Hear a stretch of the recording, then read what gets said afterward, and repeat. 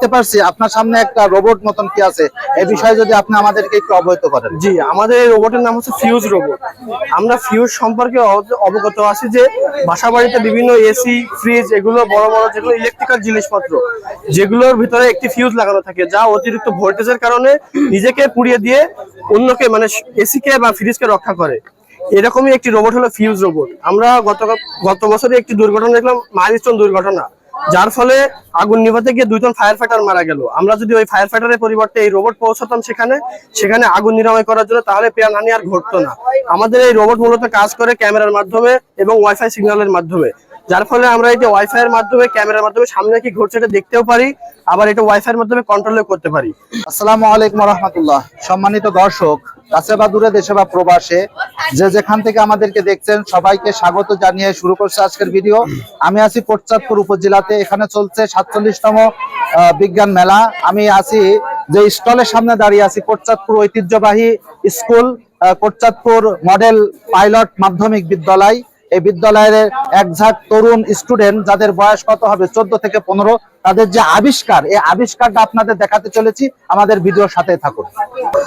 আসসালামু আলাইকুম ওয়া রাহমাতুল্লাহ। ওয়ালাইকুম আসসালাম ওয়া রাহমাতুল্লাহি ওয়া বারাকাতুহু। আপনার নাম? আমার নাম মোহাম্মদ আব্দুল্লাহ আল তামজিদ। আমি কোটচাঁদপুর সরকারি মডেল পাইলট মাধ্যমিক বিদ্যালয়ের 10ম শ্রেণীর বিজ্ঞান বিভাগের একজন ছাত্র। আমরা দেখতে পাচ্ছি আপনার সামনে একটা রোবট মতন কি আছে, এই বিষয়ে যদি আপনি আমাদেরকে একটু অবহিত করেন। জি, আমাদের এই রোবটের নাম হচ্ছে ফিউজ রোবট। আমরা ফিউজ সম্পর্কে অবগত আছি যে বাসা বাড়িতে বিভিন্ন এসি, ফ্রিজ, এগুলো বড় বড় যেগুলো ইলেকট্রিক্যাল জিনিসপত্র, যেগুলোর ভিতরে একটি ফিউজ লাগানো থাকে, যা অতিরিক্ত ভোল্টেজের কারণে নিজেকে পুড়িয়ে দিয়ে অন্যকে, মানে এসিকে বা ফ্রিজকে রক্ষা করে। এরকমই একটি রোবট হলো ফিউজ রোবট। আমরা গত বছরে একটি দুর্ঘটনা দেখলাম, মাইলস্টোন দুর্ঘটনা, যার ফলে আগুন নিভাতে গিয়ে 2 জন ফায়ার ফাইটার মারা গেল। আমরা যদি ওই ফায়ার ফাইটারের পরিবর্তে এই রোবট পৌঁছাতাম সেখানে আগুন নিরাময় করার জন্য, তাহলে প্রাণহানি আর ঘটতো না।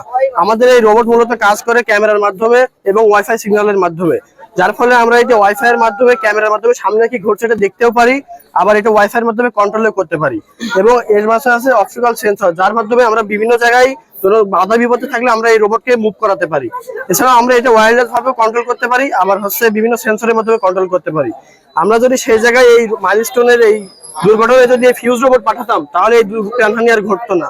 এখানে যে পাইপ আছে, এটা যদি তার হাতে থাকতো এবং ওয়াটার পাম্পের মাধ্যমে, এই ক্যামেরার মাধ্যমে আমরা সেটা ডিরেক্ট করতে পারতাম ফায়ার, তাহলে এগুলো আমরা নিরাময় করতে পারতাম।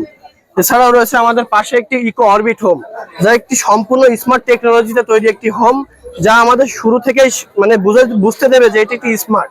যেরকম আমরা যখন বাসায় ঢুকবো, তখন অটোমেটিক এটি বিদ্যুৎ উৎপন্ন করবে মানুষের ভরে বা চাপে বা ওজনে, যার ফলে একটি বিরাট সাশ্রয় হবে বিদ্যুতের এবং জাতীয় গ্রিডে চাপ পড়বে না। এছাড়াও রয়েছে একটি ইলেকট্রিক সোলার সেন্সর, যার মাধ্যমে একটি বাড়ির 70 থেকে 75% বিদ্যুৎ সাশ্রয় হবে। এবং একটি বাড়ির সাথে ওতপ্রোতভাবে জড়িত একটি বাগান, যাই বাগানের মধ্যে রয়েছে সয়েল ময়েশ্চার সেন্সর, যার ফলে মাটি কতটুকু পানি শোষণ করবে বা বর্জন করবে তা এই সেন্সর নির্ধারণ করবে এবং মোটরের মাধ্যমে অটোমেটিক এটি নিয়ন্ত্রণ করবে। এছাড়াও রয়েছে রেইন সেন্সর। আমরা যখন বাসা বাড়িতে অনেকে আসে যে কাপড় শুকাতে, যে আমাদের এখানে আছে রেইন সেন্সর। আমরা অনেকে আছি যে বৃষ্টির আগে কাপড় শুকাতে দিয়ে ভুলে যাই কাপড় তুলতে, তখন কাপড়গুলো ভিজে যায়। আমরা যদি এই টেকনোলজি ব্যবহার করি এবং এটি যদি চালু করি, তাহলে মনে করেন আমাদের অনেক সুবিধা হবে। অটোমেটিক মনে করেন বাড়ির যে কাপড় চোপড়, এগুলো মনে করেন অটোমেটিক ভিতরে ঢুকে যাবে এবং যখনই এটি মুছা হবে বা অটোমেটিক রোদের কারণে এটি শুকিয়ে যাবে, অটোমেটিক কাপড়গুলো আবার রোদে চলে যাবে।